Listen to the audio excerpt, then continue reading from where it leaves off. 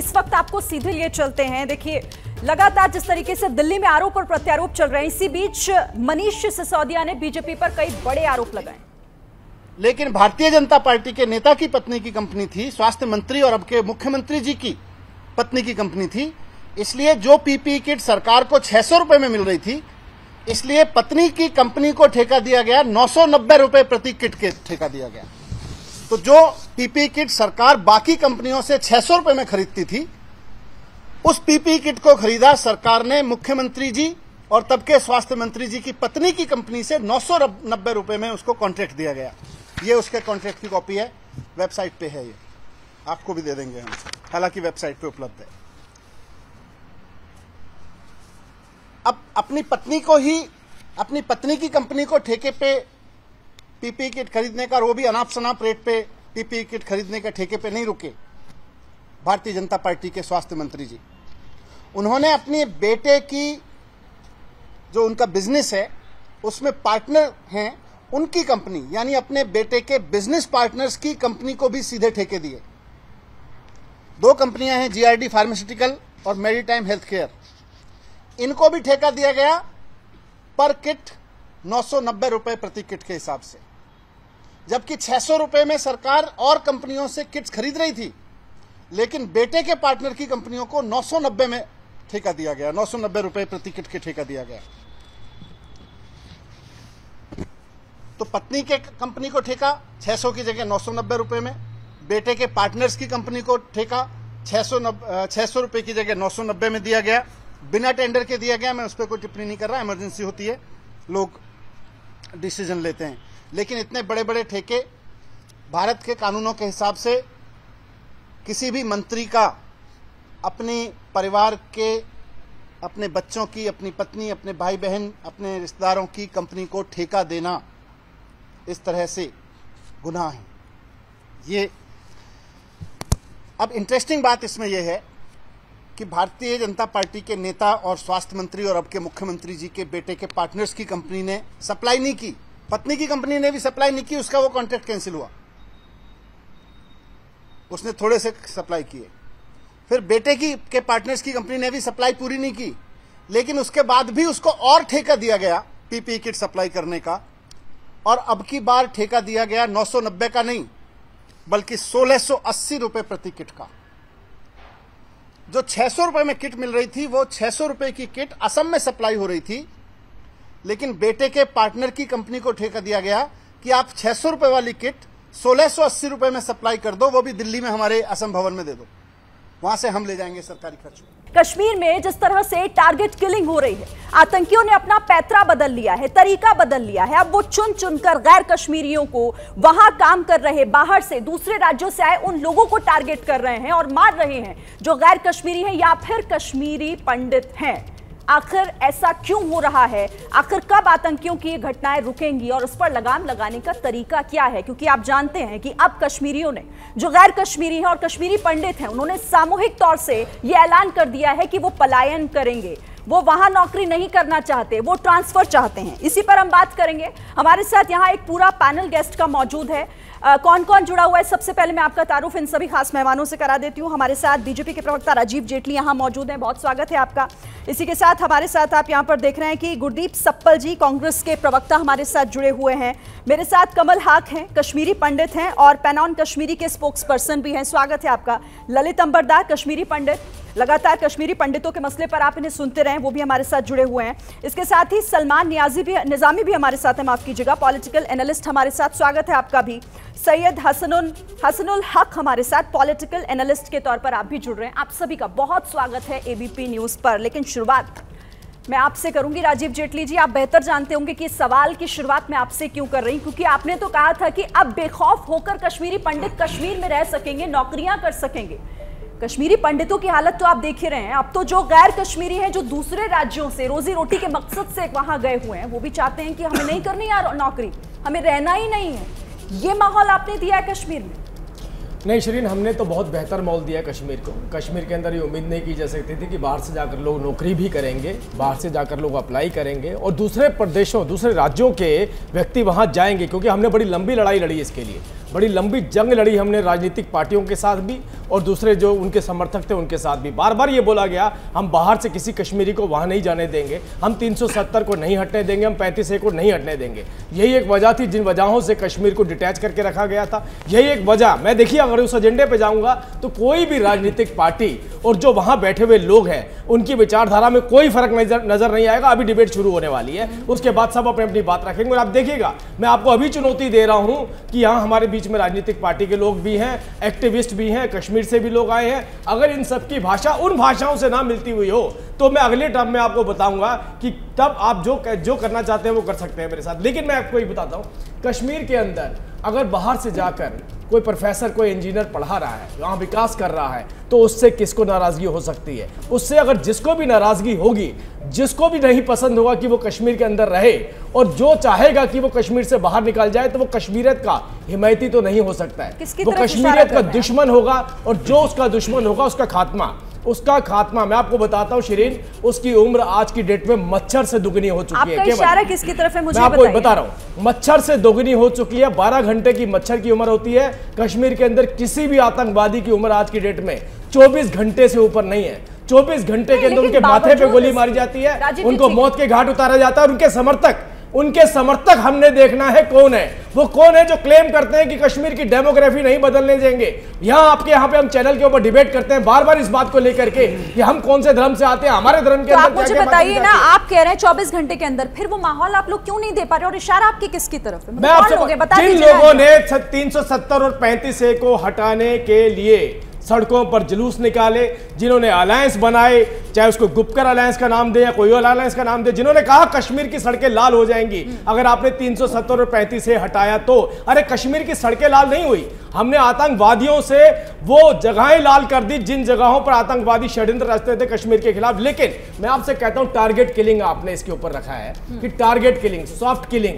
एक आम व्यक्ति, एक मजदूर, एक गरीब खमचे वाला, एक गोलगप्पे बेचने वाला, अरे इनको पकड़ के निशाना बनाया जा रहा है। सोचिए कितनी घबराहट और कितनी बौखलाहट उनके अंदर है। उन्हें मालूम है कि कश्मीर के अंदर ना वो सेना के सामने खड़े हो सकते हैं, ना सरकार के सामने खड़े हो सकते हैं। हर कमजोर व्यक्ति को चुना जाए जिसको हम अपना निशाना बनाए। लेकिन विश्वास कीजिए शिरीन, विश्वास कीजिए, हमारा ब्लूप्रिंट तैयार हो चुका है। बहुत जल्दी आपको ऐसा नजारा मिलने वाला है कि कश्मीर के अंदर बाहर से भी लोग जाएंगे। एक के बाद एक लोग मर रहे हैं। आप वो ब्लूप्रिंट कब निकालेंगे अपना बाहर, या फिर आपने उसको रख लिया अलमारी में? हमारे ब्लूप्रिंट आप नहीं शिरीन, एक छोटी सी बात साथ में रख दूं। कश्मीर में बाहर से जाकर लोग नौकरी कर रहे हैं, ये बात कोट करिए बार बार। वो किसको पसंद नहीं है, ये डिबेट का सब्जेक्ट होना चाहिए। और जिसको पसंद नहीं है वो कश्मीर में उन आतंकवादियों के हिमायती होंगे जो आतंकवादी ये सॉफ्ट टारगेट किलिंग कर रहे हैं। ठीक है, ये पूछना जरूरी है कि वो किसको पसंद नहीं है। ठीक है, गुरदीप सप्पल कौन है? वो कौन है? उन लोगों के हिमायती जो नहीं चाहते कि कश्मीरी पंडित हो चाहे गैर कश्मीरी हो, वो राज्य में जाकर रोजगार अपना वहां पर ढूंढे या फिर करें, नौकरी करें। शिरीन जी, मैंने ध्यान से सुना, राजीव जी बीजेपी के प्रवक्ता हैं। चैलेंज देते हुए ये भूल गए हैं कि सत्ता में यही हैं और चैलेंज इनको है कि किस तरह से वहाँ लोगों की जान बचानी है। चैलेंज टीवी डिबेट में जवाब देने का नहीं है। जो सत्ताधारी पार्टी होती है उसके सामने आज चुनौती है कि वो लोगों की जान कैसे बचाएगी। और चैलेंज ये भी है, चैलेंज देते उन्होंने कहा कि आज डिबेट इस पे होनी चाहिए कि बाहर के लोग वहाँ जाके कैसे काम कर पा रहे थे। राजीव जी, इसी पे डिबेट करूंगा मैं। ठीक है। 2008 के अंदर 3000 पद क्रिएट किए गए कश्मीरी माइग्रेंट्स के लिए और 2016 के अंदर एक मिनट बात सुन लेते हैं। 2016 राजीव जी बात तो बिल्कुल नहीं बोलूंगा, पूरी डिबेट में नहीं बोलूंगा, लेकिन मैं करेक्ट कर दूं। राजीव जी 4 सेकंड में 4 सेकंड बात कहने का मौका दीजिए, फिर वो मुझे कहेंगे कि आप बोल रहे थे तो मैं नहीं। शिरीन, मैं 5 सेकंड में खत्म करूंगा, उसके बीच में नहीं बोलूंगा। मैंने ये नहीं कहा कश्मीरी माइग्रेंट, मैंने ये नहीं कहा कश्मीरी विस्थापित। मैं आपसे कह रहा हूं दूसरे राज्यों से कश्मीर के अंदर जाके कोई अपना योगदान दे या ना दे, इसके ऊपर अपनी नीति स्पष्ट कीजिए। ठीक है गुरदीप जी। एक तो आज की डिबेट चूंकि बहुत सेंसिटिव मुद्दे पे है, तो जहां भी कोई टोकेगा मैं चुप हो जाऊंगा, क्योंकि जनता से सीरियस बात करने का आज दिन है, तू मैं जाने का नहीं है। पहली बात जो मैं बात कह रहा था कि 3000 पद क्रिएट किए गए थे 2008 में पीएम पैकेज में और 3000 2016 में। 1963 लोग 2008 से वहाँ काम कर रहे हैं, माइग्रेंट जो कश्मीर में वापस जाके काम कर रहे हैं, 14 साल से काम कर रहे हैं, कोई टारगेट किलिंग नहीं हो रही थी, आराम से काम कर रहे थे। और 520 2016 वाले पैकेज में भी ज्वाइन किए हैं। और जो 10,000 लोग बाहर से जाके काम कर रहे हैं वो कमोवेश 10,000 लोग पहले भी कर रहे थे, 2008 में भी कर रहे थे, 2012 में भी कर रहे थे। ऐसा नहीं है कि वो अभी जाके करना शुरू हुए, ये फैक्ट की बात है। सवाल इस बात का पूछा जाना चाहिए कि जो कश्मीर के अंदर किलिंग्स होती थी 2004 तक करीब 1700 किलिंग साल में होती थी, वो 2011-12 तक आते आते 250 तक क्यों रह गई, और आज वापस ऐसा माहौल क्यों खड़ा हो गया कि हम वहीं पे खड़े हैं जहां 1990 में खड़े थे। हालात नहीं है 1990 वाले, अभी वहां हालात में नहीं पहुंचे हैं, मुकाम मोड़ वहीं पहुंच गया है। और वो बीजेपी को अपने से सवाल पूछना है, क्योंकि 75 साल आज़ादी को हुए और 75 साल में से करीब 72-73 साल पूरे देश को ये समझाते रहे हैं कि हमारे पास फॉर्मूला है कश्मीर को ठीक कर देने का 100 दिन में। पिछले 25 साल में 15 साल से बीजेपी सरकार में है, 15 साल से आप सरकार में, पिछले 25 साल में आपके पास जितने फॉर्मूले थे आपने पिछले 8 साल में अपनाए हैं। आपने धारा 370 भी हटा दिया, आपने कश्मीर का राज्य भी तोड़ दिया, आपने डिलिमिटेशन भी कर दिया, आपने वहाँ पीडीपी नेशनल कॉन्फ्रेंस के साथ सरकारें भी बना ली, आपने सेपरेटिस्ट सज्जाद लोन के साथ भी चुनाव लड़ने का कर लिया, आपने पूर्व आतंकवादियों को टिकट भी देके देख लिया। मंत्री भी बनाया सज्जाद लोन, ये सवाल सब आपने कर लिए। पाकिस्तान को शपथ ग्रहण में भी बुला के देख लिया, उनके यहाँ जाके बर्थडे भी मोदी जी ने अटेंड करके देख लिया, आईएसआई को पठानकोट में लाके भी देख लिया, लेकिन आज आपने देश को वहां खड़ा कर दिया कि कश्मीर के अंदर पाए थे ना ये लोग संभाल पाए। हम तो कह रहे हैं 4 में इतना मुश्किल हो गया है कि वहां पर कश्मीरी पंडितों को सुरक्षा देना। हाँ, सवाल ये है, ये कश्मीर कॉम्प्लिकेटेड प्रॉब्लम भारत की है। हमने संभाला था 4 से 14 के बीच में, अगर आपको देखना हो तो 4 में जब कश्मीर में थे, और चूंकि मेरे अपने फैमिली के लोग वहाँ रहते हैं, खिड़की पे रजाई रखती थी ताकि गोली अंदर ना आए। वहाँ से आते आते 11-12 के अंदर आते आते स्थितियाँ वो हो गई कि टूरिस्ट वहाँ पे जाने लगा। तमाम लोगों के फेसबुक भरे हुए हैं टूरिज्म से, डल झील में घूमते हुए। वहाँ पे किलिंग्स कम हो गई, 1700 से 250 तक आप ले आए। सीआरपीएफ ये पैरामिलिट्री है वो चप्पे चप्पे से हटकर मेन चौकों पे चली गई, शादियां बारातें वहां होने लगी। ये तो इस देश की सच्चाई है ना।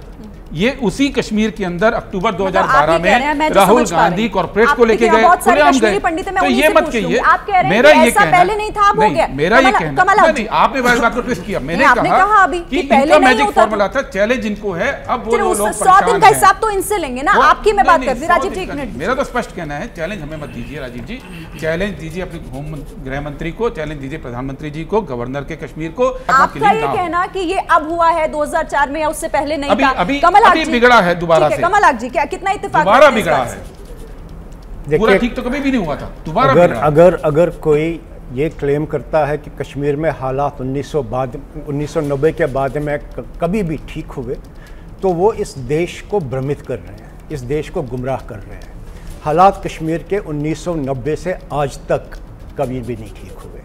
वजह सिंपल ये है कि किसी को ये लॉ एंड ऑर्डर की प्रॉब्लम नज़र आई, किसी को ये नौकरियों की प्रॉब्लम आई, किसी को ये आर्टिकल 370 की प्रॉब्लम आई। ठीक, आर्टिकल 370 की प्रॉब्लम थी, हम मानते हैं वो चीज़ को, लेकिन ये चीज़ असल में मुद्दा क्या है उस पर आप लोगों ने अभी तक ध्यान नहीं दिया। चाहे वो बीजेपी हो, चाहे कांग्रेस हो, चाहे कोई भी सरकार हो, किसी ने भी आपने इस चीज़ का ध्यान नहीं दिया, जिसका नतीजा ये है कि हम समझते हैं कि जो कुछ भी हो रहा है वो इसलिए हो रहा है क्योंकि कश्मीरी जिसका कि नरसंहार हुआ, कश्मीरी पंडित का जिसको कि जेनोसाइड हुआ है। आज दोनों प्रवक्ताओं ने यहाँ पे कहा माइग्रेंट्स, जैसे कि हम वहाँ से माइग्रेटरी बर्ड्स थे। आप बेसिक इशू कश्मीर के जेनोसाइड को रिकॉग्नाइज ही नहीं कर पा रहे हैं। और आज अगर हम टारगेट किलिंग्स की बात कर रहे हैं, टारगेट किलिंग्स ठीक है, आपने 1 साल में सोचा लेवल ऑफ वायलेंस कम हुआ होगा, 1 साल में बड़ा हुआ, लेकिन एलिमिनेट कभी नहीं हुआ। और आज हमारी बात जो हम पिछले 30 साल से दोहरा रहे हैं, बार बार लगातार दोहरा रहे हैं कि कश्मीर में एक जेनोसाइड है, जाति नरसंहार है वहाँ पे। आज भी देखिए आज तक ये पिछले दिनों में सिर्फ या तो कश्मीरी पंडित या तो जो तो बाहर से लोग गए होंगे, आपने देखा अभी एक टीचर की मौत हुई, एक बैंक मैनेजर की मौत हुई, या ये लोग या वो लोग जो कि दिखते हैं कि यार ये भारत के संविधान में विश्वास करने वाले, भारत के प्रभुता पे विश्वास करने वाले हैं। यही 2 तबके हैं जिनका कि वहाँ पे ऑलवेज थ्रेट में रहते हैं और ऑलवेज वहाँ पे जिनका के ऊपर एक खतरा मंडराता रहा। अब रही इस सरकार की बात, इस सरकार ने तो करे थे, दावे करे थे 1900 वो आर्टिकल 370 हटाने के बाद में, जी हम तो ठीक करेंगे, वो करेंगे, ये ऐसे करेंगे। लेकिन उसके बाद में मैं यही समझना, इनसे पूछना चाहता हूँ, बीजेपी की प्रवक्ता जेटली जी से, आपको पता है कि कश्मीर की समस्या क्या है? आपके कश्मीर की समस्या क्या डेवलपमेंट है? आपके कश्मीर की समस्या क्या नौकरियां हैं? आपको क्या लगता है कि कश्मीर की समस्या बेरोजगारी है? कश्मीर की समस्या वहाँ पे गरीबी है? अगर आप इस प्रॉब्लम को उस नज़रिए से देखो, फिर तो आप अभी 30 साल के, अभी आपको 100 साल तक इस प्रॉब्लम का सलूशन नहीं निकल पाएगा। वहाँ पे आपको रिकॉग्नाइज करना पड़ेगा, आपकी पार्टी को रिकॉग्नाइज करना पड़ेगा, आपके प्रधानमंत्री, आपके गृह मंत्री, आपके स्पोक्स पर्सन, आपके वरिष्ठ नेता पब्लिकली एडमिट करते हैं कि कश्मीर में कश्मीरी पंडितों के साथ में जेनोसाइड हुआ। हाँ। अगर वो जेनोसाइड हुआ तो आपने क्या रिस्पांस दिया उस जेनोसाइड को? आपने उसकी क्या रिएक्शन दी? उसका सलूशन कैसे दिया? आपने देश को कैसे विश्वास दिलाया कि जेनोसाइड है, इसका हम जेनोसाइड की भरपाई करेंगे? आपने एक कमीशन तक नहीं बिठाया वहां पे। तो कश्मीर में हालात बदल रहे हैं। अब कश्मीर में चाहे कश्मीरी पंडित हों जो सालों पहले अपना घर बार सब कुछ छोड़कर निकल चुके थे, अब वो सुरक्षित वहां रह सकते हैं, या फिर दूसरे राज्यों से आए कर्मचारी या फिर मजदूर वहां पर सुरक्षित माहौल में काम कर सकते हैं। लेकिन बीते दिनों जिस तरीके से वहां पर लगातार टारगेट किलिंग हो रही है, लोगों की हत्याएं हो रही है, वो इन तमाम दावों पर कई सवालिया निशान खड़े कर रही है। और इसी को लेकर हम इस चर्चा को चलिए एक बार फिर से आगे बढ़ाते हैं। अब मैं ललित अंबरदार जी आपके पास आऊंगी, क्योंकि एक बहुत बड़ा सवाल खड़ा हो गया है। उस ऐलान के बाद कश्मीरी पंडित एक बार फिर से सब कुछ छोड़ छाड़कर यहां से जाना चाहते हैं। सामूहिक पलायन का ऐलान कर देना, यह बहुत बड़ी बात होती है। क्या वजह आप देख रहे हैं इसके पीछे?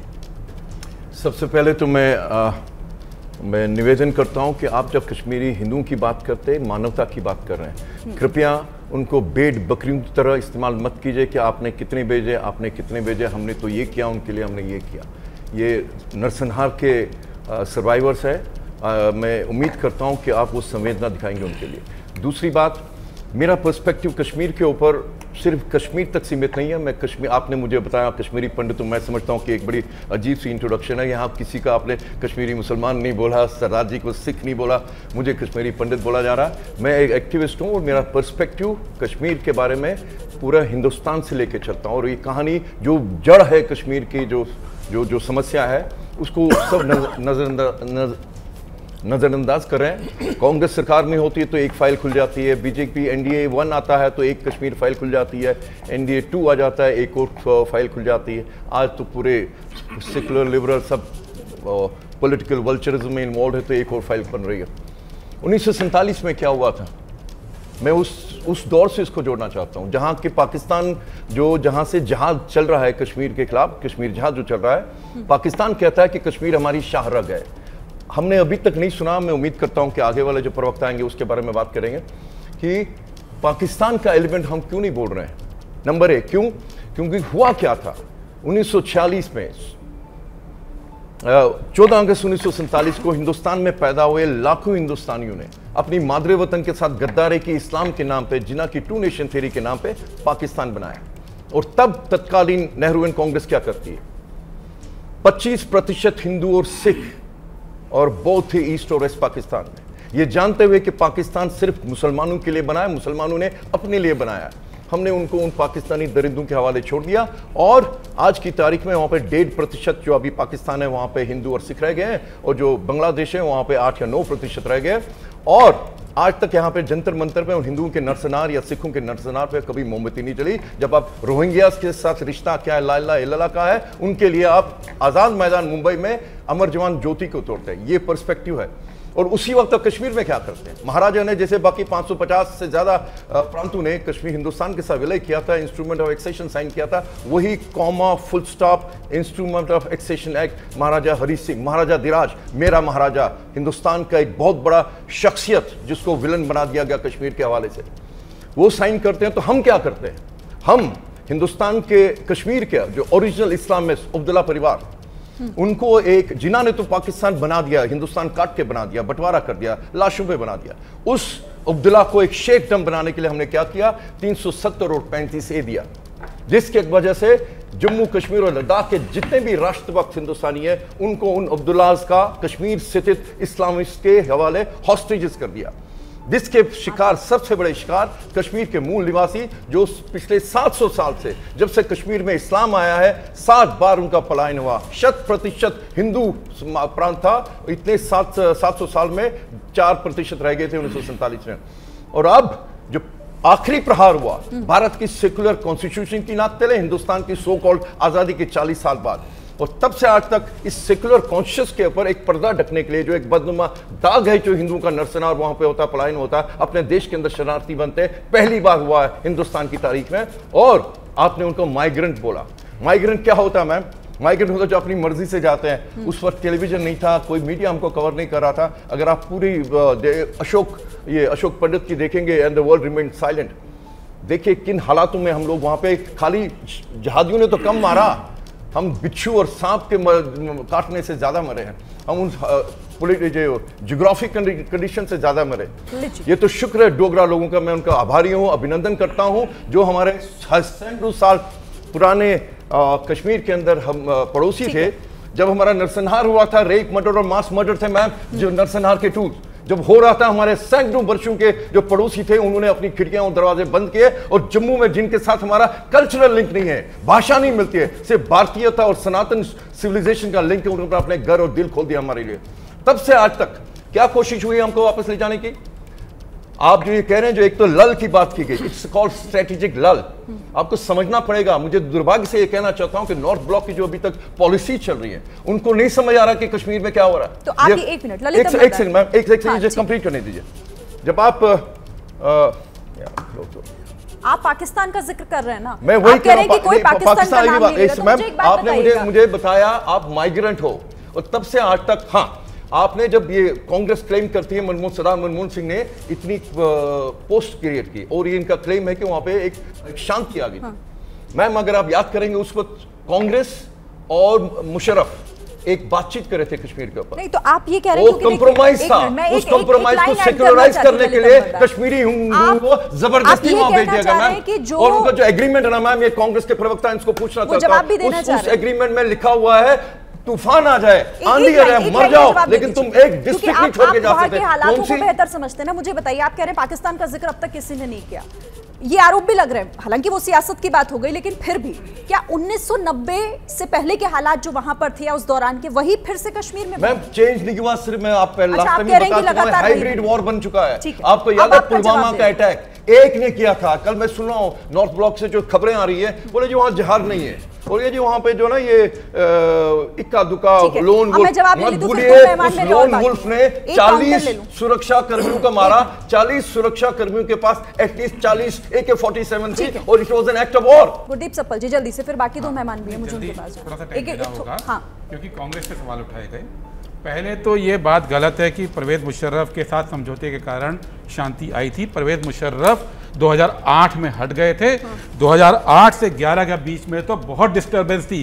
11 के बाद पीस आना शुरू हुआ था। पहले तथ्य ठीक कीजिए। दूसरी बात पाकिस्तान की बात, पाकिस्तान बना 14 अगस्त 1947 को, और उनका कश्मीर प्लान शुरू हुआ बना दिया गया। कांग्रेस ने कंप्रोमाइज किया। हमारी मुसीबतें आज तक उसी पाकिस्तान की वजह से है। बात नहीं कर रहा हूं। हमारे हिंदुस्तान के अंदर अभी हिंदू मुस्लिम फसाद होते हैं, जड़ वही पाकिस्तान है सर। सिविल वॉर होती, कम मरते, और लेकिन आज एक पुख्ता हिंदुस्तानी सारे मंच पे खड़े होते हैं। मैं बोल दूं जल्दी से कुलदीप जी। तो 20 अगस्त 1947 को पाकिस्तान का ये कश्मीर प्लान हो गया था। जो हिंदू वहां रुके सर, जो हिंदू वहां रुके, छोड़ दिए गए। अरे एक minute Baba, vocabulary is very important sir. वो गरीब थे, आपने अमीरों को हवाई जहाज से वहां लाया, आपने बसों में लेके आए, आर्मी के कॉन्वॉयज में लेके आए। जो गरीब हिंदू और सिख था, उसको उन्हीं दरिंदों के हवाले छोड़ दिया। चिल्लाएंगे तो मैं भी चिल्लाऊं। लियाकत अली खान के साथ जो पैक्ट किया था, क्या था वो? तुम अपनी अक़लियतों को संभालो, और मैं हम अपनी अक़लियतों को संभालेंगे। What was that? आप उधर की बात छोड़िए, आज की बात करिए। क्योंकि पाकिस्तान जड़ है, तो जम्मू पाकिस्तान से रिश्ता क्या? आज बताइए ना, कब तक करोगे यहाँ बात पर? आज की बात करो, छोड़ो कांग्रेस गलत थी। आज की बात बताओ, 8 साल में क्या किया कश्मीरी पंडितों के साथ? ऐसे ही छोड़िए, आप लोगों की वजह से कश्मीरी कम्युनिटी बर्बाद हो गई। पुराना हो गया। 700 साल का तारीख आज की बात करो ना, छोड़ो पीछे, कांग्रेस गलत थे, सब गलत थे। इनसे पूछे, सवाल यही है ना, देखिए आज की बात करो ना, कश्मीरी पंडित वहां से क्यों निकला आज, उससे बात करो, क्योंकि आप लोगों ने भाजपा के तलवे चाटे 8 साल, और कश्मीरी पंडित जो है आज वहां मर रहा है, आप लोग यहाँ स्टूडियो में बैठ के तलवे चाट रहे हो भाजपा। नहीं, भाषा You shut up. एक मिनट, सलमान निजामी गलत है, मैं बोल रही हूँ, इस तरह की भाषा का इस्तेमाल नहीं कर सकते। हिंदू को आप पेट बकरी मत कीजिए, लेकिन उनसे सॉरी बोलिए। सवाल सरकार से करिए ना, आप कश्मीरी मुसलमानों में 100 बंदे लगा सकते हैं। आए मैं कश्मीरी मुसलमान बात नहीं करने दूंगा। आप मेरी कम्युनिटी के बारे में बोलेंगे, बर्दाश्त नहीं करूंगा। आप कश्मीरी हिंदू के इंतजार का सलमान निजामी, इस तरह की भाषा का इस्तेमाल आप हमारे मेहमानों के लिए नहीं कर सकते। आप माफी मांगे, बोले कश्मीरी मुसलमानों पे आपने तोहमत लगाई, माफी मांगिए। मैं किसी से माफी नहीं मांगता, मेरी कम्युनिटी के खिलाफ जो बोलेगा मैं सलमान निजामी, आपको मेरे सारे मेहमानों का ख्याल रखना पड़ेगा, इज्जत से एहतराम के साथ हम बात करेंगे। ये किस तरह की भाषा आप इस्तेमाल कर रहे हैं? कर दिए आप, मैंने बोला आपको शट अप, इस तरह की भाषा का इस्तेमाल नहीं, प्लीज। शट अप बोला, अच्छा ठीक है, बात करो ना आपके साथ। अब आप मेरे को जवाब देने दीजिए। मेरी बात चल रही मैं चाहती हूँ कि आप एक बार और बदतमीजी हुई, मैं I won't mind walking on the show. बिल्कुल, मैं खुद अलाउ नहीं करूंगी। सलमान निजामी, ये यहाँ पे भी जहाज चलेगा, भाषा का इस्तेमाल नहीं हमें बोलना है, क्या बदतमीजी की इन्होंने? आप मेरी कम्युनिटी क्या बोलेंगे और मैं खामोश सुनूंगा? बिला वजह की बात कर रही है, अपनी भाषा ऐसे चिल्ला रहे हैं। आपके लिए भी मैं शट अप बोलेंगे और मैं खामोश रहूंगा। मैंने किसी को बदतमीजी की, अगर आप इस तरीके से किसी को शट अप करेंगे, I am also angry, my people are also dying, मेरे लोग भी मर रहे हैं वहां। हाँ बिल्कुल सही, तुम्हारे नहीं, वो मेरे मर रहे हैं। कश्मीर का मुसलमान, आप उनकी बात 47 कश्मीरी मुसलमान, तुम लोगों ने उनको एक मिनट सुन लीजिए, आप बताइए। देखिए पहले तो इस तरह की भाषा का इस्तेमाल कोई नहीं करेगा। आप बोलिए, आप अपनी बात रखिए। मैं ये कह रही हूँ कि आप प्लीज इस तरह की भाषा को दोबारा इस्तेमाल मत कीजिएगा, किसी भी मेहमान को अनकंफर्टेबल नहीं होना चाहिए। चलिए अब आप अपनी बात रखिएगा। मैंने फैक्चुअली बताया कि मुशर्रफ वाली बात गलत थी, उसके बाद मुझे चुप मत करा दीजिए, मैं बोल रहा था। मैं तो आप ही को मौका दे रही थी, मुझे दिया था। आप ही को इनामदार साहब इतनी जोर रोश में आ गए एक एक करके सुन लो, मैं उतने रोश में नहीं आना चाहिए, एक एक करके सुन लो। मुझे वक्त नहीं चाहिए, मैं केवल एक बात रख दूं। मैंने इस डिबेट की शुरुआत में आपसे बोला था कि अभी थोड़ी देर बाद देखिएगा सबकी एक जैसी भाषा हो जाएगी और एक पक्ष इधर हो जाएगा और एक पक्ष उधर हो जाएगा। तो मैं इसलिए सफल साहब से बोल रहा हूं, सफल साहब आगाह मैंने पहले ही कर दिया था,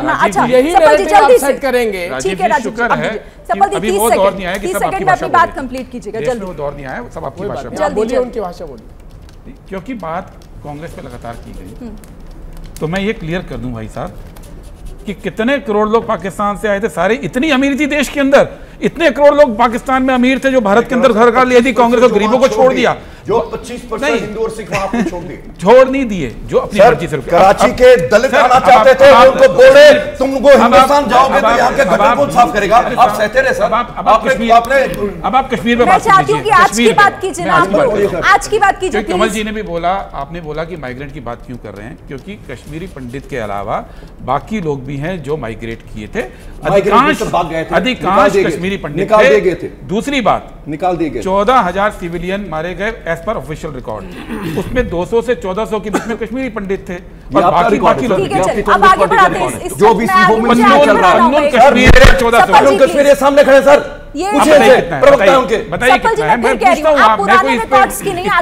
लड़ूंगा थोड़ी।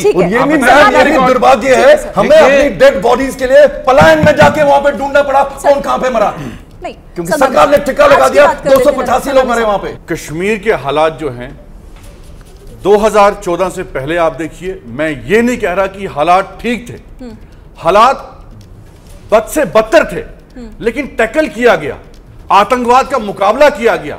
ये नहीं कि एक कम्युनिटी का फेवर किया गया, दूसरी कम्युनिटी को कहा गया कि ये पूरे आतंकवादी हैं कश्मीरी मुसलमान। आप ट्रैक रिकॉर्ड देखिए, मैं अपना डेटा नहीं बोल रहा हूं, कश्मीर का आईजीपी बोल रहा है कि एक साल में 44 कश्मीरी मुसलमान पाकिस्तान की बंदूक का शिकार हुए हैं और उसमें से 18 जो है नॉन मुस्लिम्स थे, उसमें कश्मीरी पंडित भी थे, उसमें कश्मीरी सिख भी थे। हमारी एक प्रिंसिपल सिख कम्युनिटी की वहां मारी गई हाल ही में। आपने 370 हटाया, मैंने चिल्ला चिल्ला के कहा 370 से आतंकवाद खत्म नहीं होगा। आपने कश्मीरी पंडित कम्युनिटी के लिए एक फिल्म बनाई कश्मीरी फाइल्स, मैंने चिल्ला चिल्ला के कहा कि इसका असर वहां पर पड़ेगा। मैंने बीच में नहीं बोला। आपने फिल्म बनाई, आपने पैसा कमाया और भाग गए। आज वो लोग आज सामने नहीं आ रहे हैं। लेकिन मेरा कहना यह है, अगर बंदूक उठती है, क्यों उठती है? आप वन साइड नैरेटिव पूरे देश में कश्मीरी मुसलमानों के खिलाफ बनाते हैं और वहां का युवा जो है, आप उसको काउंसलिंग कर सकते हैं। आप उसको, जैसे हमने गुलाम नबी आजाद साहब जब चीफ मिनिस्टर थे, काउंसलिंग की, उनको नौकरी दी गई। 8 साल में कितने कश्मीरी वापस भेजे? आज छोड़िए, कांग्रेस भी गलत थी, नेशनल कॉन्फ्रेंस भी गलत थी, पीडीपी भी गलत थी। 8 साल छोड़िए, आज की बात करिए। 18 दिनों से कश्मीरी पंडित वहां चिल्ला रहा है, आपने लाठियां बरसाई उनके ऊपर। आज वो मजबूर हो गए वहां से घर छोड़ने के लिए। लॉ एंड ऑर्डर का फेलियर है, आप एक्सेप्ट करिए। प्रोटेक्शन देने का काम आपका है। लोग वहां मर रहे हैं, चाहे मुसलमान हो चाहे हिंदू हो। अगर आप देखिए यहां रियाज भट्ट, क्या वो गोली का शिकार नहीं हुआ? 44 मुसलमान नहीं मरे? मैं कश्मीर से कल आया हूं, मैं अनसेफ फील कर रहा था वहां, मैं सुरक्षित नहीं हूं। आप मुझे कह रहे हैं इसको बचाओ, जब मेरे सर पे गोली किसने रखी, मैं इसको बचाऊं कि अपने आप को बचाऊं? आप कह रहे हैं लोगों की जिम्मेदारी है। कल ऐलान हुआ मस्जिदों में, हर मुसलमान ने कंडेम किया। आप फिर भी हमें कहते हैं कि ये सब आतंकवादी है। क्या उमर फयाज भूल गया आपको? क्या 17,000 कश्मीरी मुसलमान भूल गए आपको, जो इस देश में कुर्बान हुए? आप एक मिनट भी चाहते हैं पूरे देश में? एक जवाब इनसे ले लूं, फिर सैयद हसनुल हक के पास भी मैं कुछ इनसे इत्तेफाक रखता हूं। मैंने सबसे पहले आपको ये बोला था, कश्मीर के अंदर से आतंकवादियों का लगभग सफाया हो चुका है, मैं इत्तेफाक रखता हूं।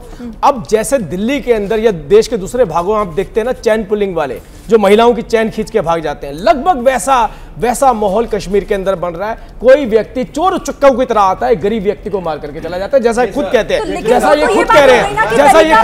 अब सुनिए, मैं आपसे कह रहा हूं,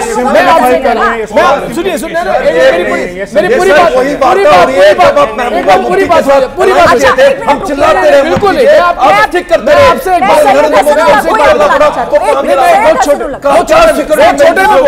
बहुत छोटे में बोल रहा हूँ, ये चोर उचक्के, मैं दोबारा बोलूंगा, इनका बोलते पहले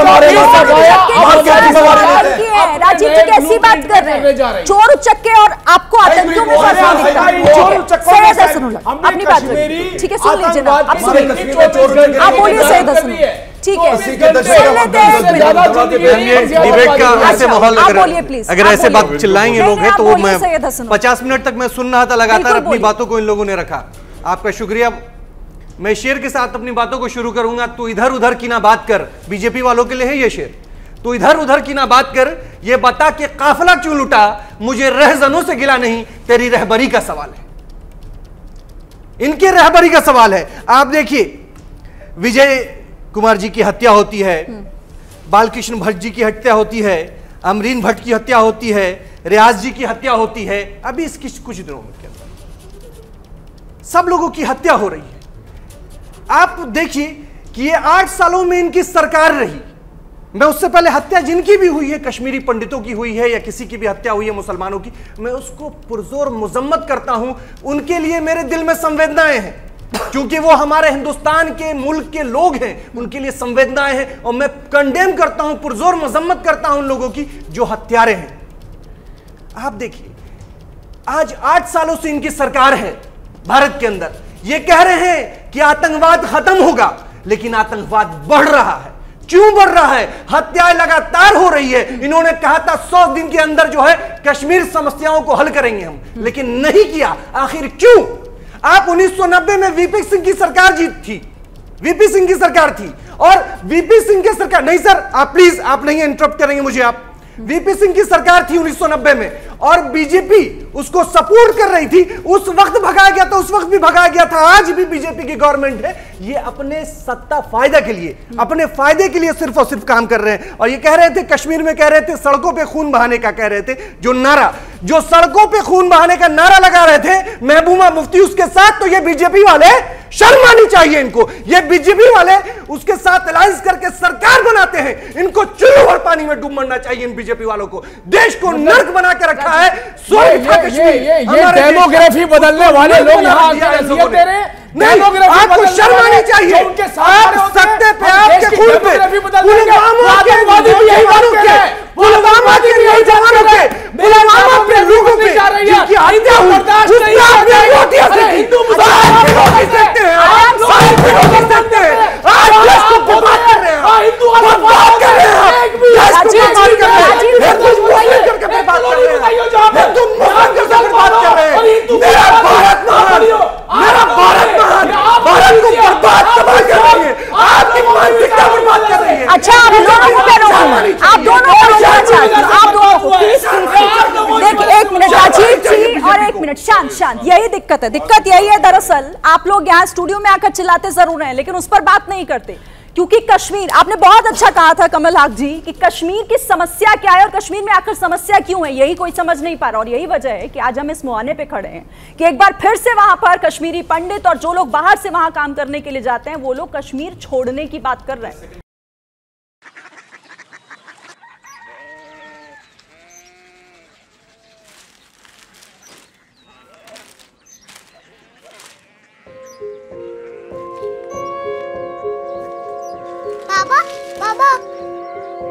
कोरिया सिटी जानी ना,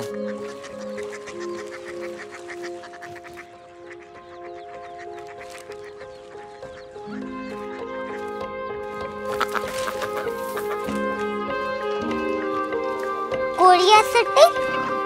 हाँ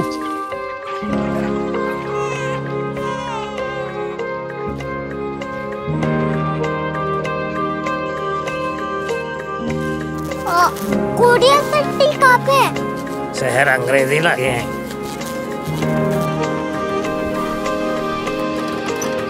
कोरिया सिटी।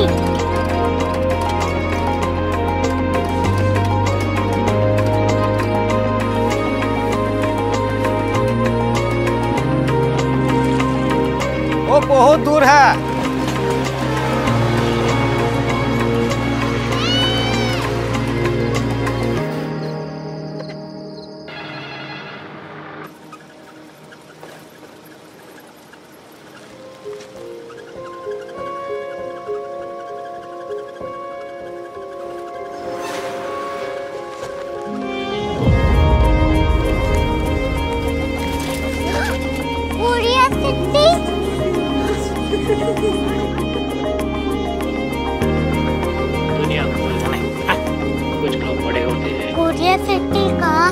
प्रोफेसर साहब को पता होगा। हो, ये छोटा वाला ग्लोब लगता है और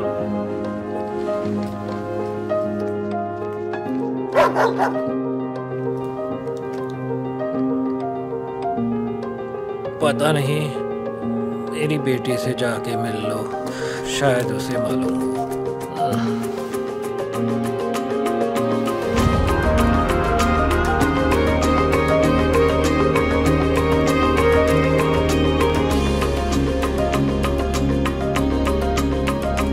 हाय,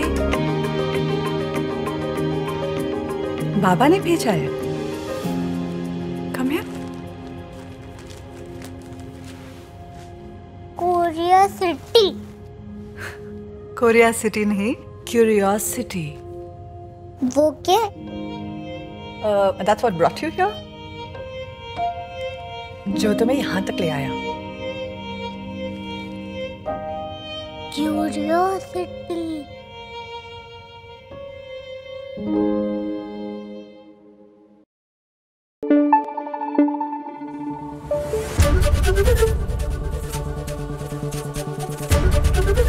ABP न्यूज आपको रखे आगे।